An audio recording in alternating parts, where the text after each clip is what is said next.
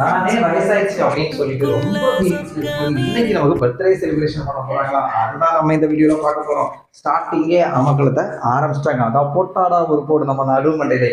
இது மட்டும் இல்லாம நம்ம பர்த்டேக்கு பாத்தீங்கன்னா பக்கத்துல உள்ள குட்டீஸ் ஃபண்டஸ் எல்லாம் சேர்ந்து கிஃப்ட் எல்லாம் ரெடி பண்ணி அவங்க ஓன் மேக் கேக் வேற ரெடி பண்ணி வச்சிருந்தாங்க. இது மட்டும் இல்லாம நம்மளோட ஒய்ஃப் பாத்தீங்க அப்படின்னா ஏதோ நமக்கு வந்து வளகாப்பு பண்ற மாதிரி கிட்டத்தட்ட ஒரு 12 வெரைட்டிஸ்ல ஒரு சாப்பாடு வேற, அதுவும் அரபி மடியில உட்காந்து எனக்கு மட்டும் எனக்கு அரபி வச்சு கேக்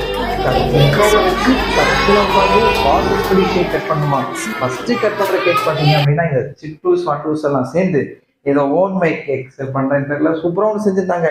ஷேப் நல்லா நல்லையோ இல்லையோ டேஸ்ட் சூப்பரா இருந்துச்சு. இது மட்டும் இல்லாம கடையில இருந்த கேக்கை சாப்பிட்டுட்டு ஒருத்தர் சொல்றான் அந்த கேக் நல்லா இல்லை, இவங்க மேக் பண்ண கேக் தான் நல்லா இருக்கும் பாருங்கன்னா. இது கடையில் இருந்த கேக்கை கட் பண்றாங்க. ஆனா அதுல ஹாப்பி பர்த்டே வினோத் தானே மென்ஷன் பண்ணோம், அதுவும் கிடையாது. ஹாப்பி பர்த்டே அப்பாவும் அரபி நமக்கு ப்ரெசென்ட் பண்றாங்களா.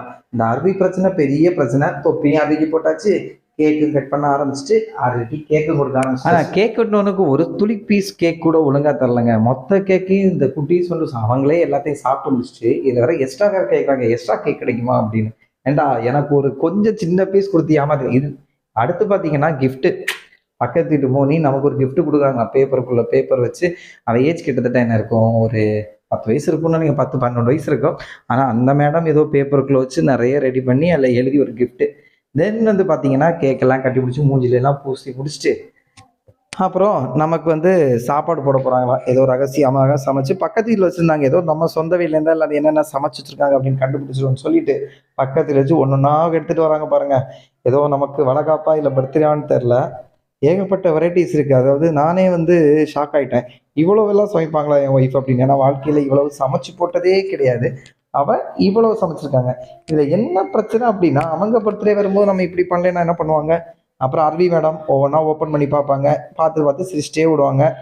அப்புறம் ஒரு எனது அவியல், அப்புறம் எனது ஐயோ ஓனுக்கு பேரே தெரியாது, நிறைய ஒரு கிட்டத்தட்ட ஒரு 12 டிஷ்ஷுங்க, 13 டிஷ் இருக்கும். எல்லாத்தையும் வச்சு சாப்பிட வேண்டியதான் இன்னைக்கு. இதில் அந்த குட்டீஸுக்கு எல்லாம் ட்ரீட் வேணும்னு சொல்லிட்டு ஒரு கிரில் கேட்டாங்க, கிரில்லும் வாங்கிட்டு வந்தாச்சு.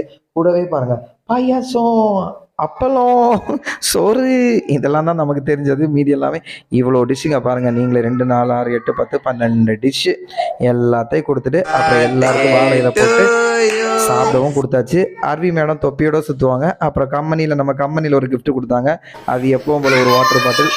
அப்புறம் ஒரு வழியாக சாப்பிட்டு முடிச்சாச்சு.